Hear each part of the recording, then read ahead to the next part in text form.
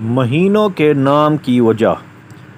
حضرت مفتی احمد یار خان علیہ رحمۃ الحنان فرماتے ہیں، بعض مفسرین رحمہم اللہ تعالی علیہ نے فرمایا کہ جب مہینوں کے نام رکھے گئے تو جس موسم میں جو مہینہ تھا اسی سے اس کا نام ہوا۔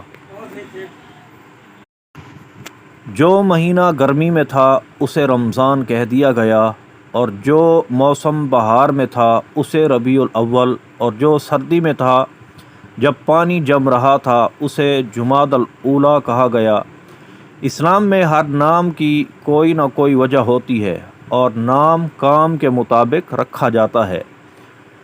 دوسری اصطلاحات میں یہ بات نہیں۔